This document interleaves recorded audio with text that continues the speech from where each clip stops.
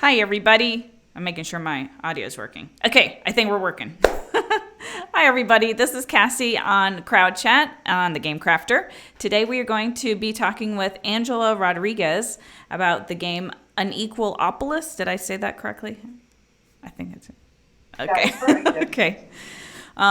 We're going to be learning about the game a little bit, and sorry, my audio on my side thing to check my YouTube is the audio started going. Anyway, we're here with Angela, and she's going to be sharing with us about Unequalopolis. And you are the communications and marketing specialist for an organization called FinDev Canada. Is that correct? Is that how I pronounce it? Okay. Okay. And I know FinDev Canada helps with organizations in financing in areas such as portions of Africa and Latin America and the Caribbean. And do you want to tell us a little bit about what you do in the day-to-day and then how you decided to come up with a board game in your day-to-day? Canada finances the private sector in developing countries, looking to have a positive impact in job creation, climate change mitigation and adaptation, but in women's economic empowerment. So our core operation is based on gender equality, is based on to participate actively in the economy in the same basis as men. Okay. So in our marketing department, we don't want to do just promotion of what we do. That is what everyone is doing. We also want to talk about why this is an important issue.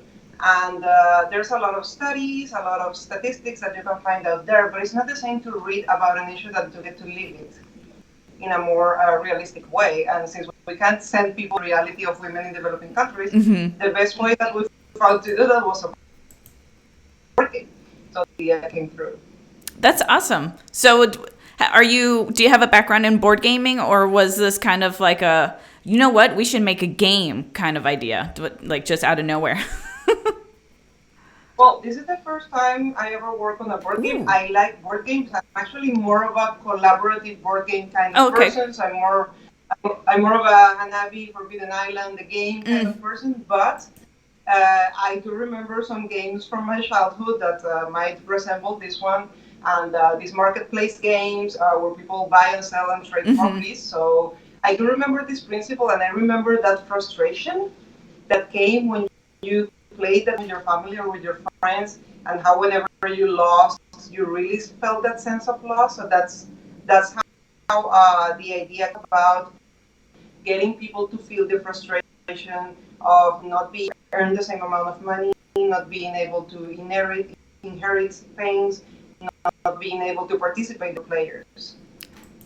So this is a 2 to 8 player game, and from what I've read, based off of what I read for the crowd sale that's coming up, you are either going to be a man or a woman, and based off of which gender you're given, you have different strengths and different weaknesses. And I know it's focused more on the weaknesses of women, but I saw there are also weaknesses for men too. And so I think that's really interesting. Was it difficult to find balances that, there's kind of weaknesses on both sides, and how to make the struggle really come through in a game?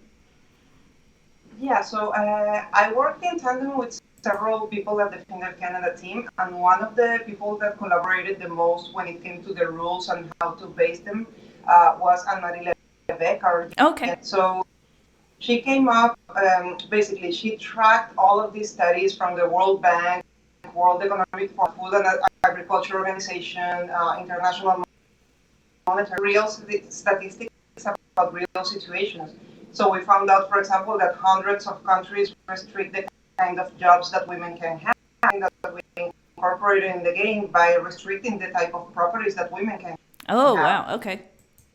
Yeah, we found that in several places, women, for example, can't do transactions without the permission of their husband or their elder family. So we translated that in the fact that when people land on they are women, they can't buy it right away, but if they're a man, they can do it. Oh, wow. That is the kind of things that happen, but also because men in real life have more probabilities, men are more likely to go to prison in the game. So that is another disadvantage of gender inequality, that instead of being detrimental to women, is detrimental to men, and we also wanted to have it clear. Okay.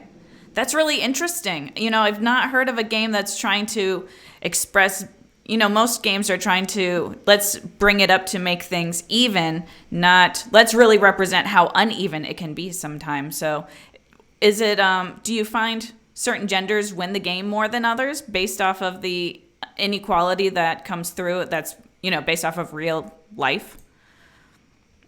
Well, we've had several both genders. Oh, okay. And since the gender is decided by the roll of the dice, you can have women play as men, men play as women, or people playing their same gender, or non-binary people playing as one of the binary genders. So you have all of these situations that can happen. And yeah, the idea is to get people to experience the inequality because that drives them to action. And then there is another component in the game that is that I have one over here. So the idea of the empowerment comes in effect in the dice 5 times, and women can get them by chance. So if they roll doubles, they can get one of these. And the idea is that this overrules some of those in Just Living. They are very few. There are around 6 to 8 cards in each board, so not a lot of people can get them. And for example, this one allows women to work in the same. So with this card, people can have the same, women can have the same properties as men. There are others that grant equal pay for women and men. So which card you get, you can override some of these restrictions. How this little bit of progress can help even the score. Okay, that's interesting. So the video was glitching out a little bit, so I just want to make sure everybody caught. So there are cards that come into the 5th round that help to bring the balance a little bit to the game. And is it only women that get the cards, or are there cards in there for men too? I mean, men get other types of, but these empowerment cards are just for women. Oh, okay. That's really cool. Yeah, it's for that. Sorry? I said that's really cool. I like that idea.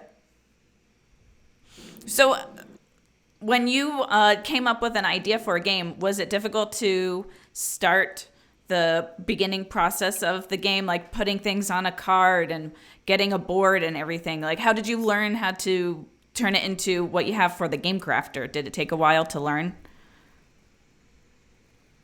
The thing that we did is that we developed a print and play version, so that we could actually print it and test it and do all the iterations. We had several people at the office play over and over. They were tired at some point of me, like, what you're doing, stop working, come and play with me because we need to develop this. That's great. And now they're very proud of all that's happened because they have collaborated actively in it. But yeah, at the beginning we developed a print and play available to the public because we're not making any profit from this game. This is more of an educational tool. So after we had this print and play, we played it with the team. This doesn't make sense. There's a loophole here, so we adjusted, we adapted, and then when definite version was in place, we contacted this amazing designer called Veronica Shin, and she helped us create the assets for the Game Crafter and the assets for the print and play. With the templates that you guys have, it was so easy. Oh, great. Like, we didn't have to break our heads over how many margins, bleed, all of these things. So it was very easy because of the templates, and also because we took a lot of work on this. That's excellent. Well, I'm glad that it was helpful, and it's always nice to have someone on your side that knows the graphic design side, because that's the hardest part. So I'm glad that everything was easy for you. Are you excited for the crowd sale? How did you decide to do a crowd sale? Okay, so basically, I'm accessible for the most amount of people possible, and the easiest way was the crowd sale, because at the beginning we were thinking do some platforms, and we were like, well, the crowd sale is pretty easy to be managed by the same people. It's going to lower the prices. The more people who buy, the lower the price is going to be. So it's going to make it more accessible to people. We already have some organizations that have expressed interest in getting the game. So we this fact to allow other people to benefit from these bulk prices as well. That's excellent. How did you learn about the Game Crafter? Was this like a Google search? Because I've heard a lot of people just go to Google and they type print on demand game or how do I make a game? And then the Game Crafter just popped up. So how did you learn about the Game Crafter? I was doing some research, and this seemed like the easiest, the most seamless way to produce the game. I was surprised to see that there are providers that offer this kind of service with pre-defined elements. So yeah, that's how. That's great. Yeah, it's so funny. Whenever someone tells me that, oh, I just found you on Google, I'm like, oh, well, that's good. Well, position your. I know, right? So can't complain.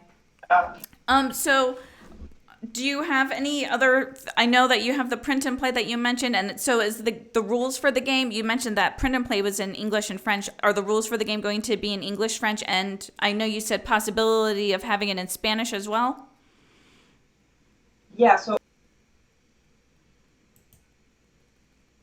free for download it and code it themselves at home can do it. It's available in English and French, and it's going to be available in Spanish as well in the future because we have to receive some interest from NGOs, embassies in Latin America that want to use it. The version that we see here, the hard copy, nicely printed and nicely assembled, that is only available in English for the time being. If high demand, we're very much open to producing it in other languages. But for now, the crowd sale is just in Okay. English. Well, that's great, though, that you have at least the print and play available. And if someone wanted to get the English version, they have the rules in another language. They can always figure it out, I'm sure. Yeah. That's great. So you're launching on Thursday, and I believe the base price was $60. I'm actually going to switch over from our face to the page so everyone can see that's watching, can see the game and see what the crowd sale page is going to look like. And there's a lot of cards, a lot of good components in it, and this page looks great. I think you did a great job showcasing the game, and you can see the art looks great. I'm really excited for you. So if anyone's curious, here's the crowd sale page. I'm just scrolling back to the top, so you can see the starting price is going to be $65.99, but once you hit one backer, it goes down to $60.99, and then 10, it's down to $59. So it's going to keep going down, I'm sure. That's great. That's what I love about the crowd sales. I'm sorry, go ahead. Let's get to 100. I know. Well, now what's great, too, is they have for certain components, they have, I think it's like 500 and 1,000 is what it, let me go back to 500 and 1,000. I always get numbers mixed up. So we're launching on Thursday. Is there anything else about the game that you want to share? I know that the organization helps to support women and, provides business loans. Is there anything that you want to share with everyone before I sign us off? Because I think we covered a good amount of the game. I'm really excited about it. It sounds really interesting. Mm-hmm. Yeah, I just want to reiterate, this is a great tool for educational purposes to raise awareness about how gender inequalities are not only detrimental for women, but for the economy in general. There is a great deal of things to be achieved if gender inequalities are breached. We're talking about, for example, a GDP growth of 22 trillion. Oh, wow. We're talking a lot of benefits. Yeah, we're talking about a lot of benefits that could come in the gender gap. And the idea of this game is to get people to feel how these inequalities feel, how these inequalities affect the whole. Little changes can do so much to balance it out. It's a great tool for schools, it's a great tool for organizations. It's a great tool to raise awareness in general, and the idea is precisely that, to get people to understand why this issue is important and why we're working towards it. That's great, and I'm glad that you mentioned for educational purposes, because it's 2 to 8 players, so you could set, as a teacher, you could put this on the table and have, a good group of students play and really, like you said, get to know what the inequality is all about and learn what's going on there, how they can bridge that gap. That's so exciting. I'm really excited about this game. Yeah, and the other cool factor on the educational side, every card that has a limitation also about. Oh, okay. So it's not just, okay, here's this rule because here's this rule, for example, restricts access to work for women because 1 in 3 women go through this situation according to this organization.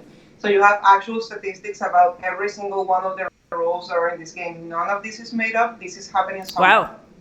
That's really cool. That's actually really interesting that most of the time I hear for educational games, the information is really just in the rules. So that's nice that while you're playing, you're also learning. You're not just experiencing. So that's really cool. I'm very excited. I mean, it's like a good game, but it's like with a bad reason why it has to exist. You know what I mean? Like you wish it didn't exist, but you're glad that it's there. I don't know how to say. You feel the perspective. Yes. Yeah. Well, I'm very excited for you. Oh, something just happened with Skype. I think we're good.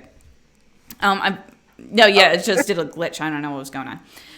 Well, I'm very excited. Thursday, do you have like a launch time when you're going to be pressing the launch button? I know this is an organization that's behind the product, but it's kind of your baby, I think, because it was your idea, right? It is my baby a little bit, yeah. It's a shared custody baby because many people contributed to the creation itself, the promotion, the sales. We have math or communication students to promoting the game. So we have a lot of people working towards this, and we're really proud of it. And yeah, we're pretty much going to be for the sale to start, and we're going to be very excited. That's awesome. I'm really excited for you. Let's see. I'm trying to think. It's only a week long is how long the sale is. I believe they're usually a week long. I haven't seen anyone do one that's longer, but okay. Excellent. All right. Well, those are all the questions I have. But actually, before I leave, I want to show everybody that's watching the website for your organization. If anyone wanted to find information out about the organization, it's findevcanada.ca, and you can learn all about Angela and Anne-Marie, the ladies who had their hands deep in the organization, or I'm sorry, not the organization, but the development of the board game. But they are also in the organization. But here's the website if anyone wants to learn more about it. And if you are interested in this game, Thursday's the day to check it out, because the more people that support it, the less expensive it will be. Exactly. All right. That's all I've got for my questions. I'm very excited for your game. Thank you so much for being on the show. Sorry we were having a couple of glitches here, but I think we're all squared away with everything. And I really appreciate you, like I said, being on the show. If anybody has any questions, you know who to talk to. If you want to catch me next week, we're going to be talking with someone for the next crowd sale that is going to be coming out. It's about football, if you're a sports fan. But if you want to check out this game, Thursday's the day. Anyway, I'm Cassie. Thank you so much, everybody, for watching Crowd Chat. And Angela, thank you so much for coming on the show. I really appreciate you coming on and talking about your game. Thank you very much for inviting me. Yeah, of course. All right. Bye, everybody. Thanks for watching.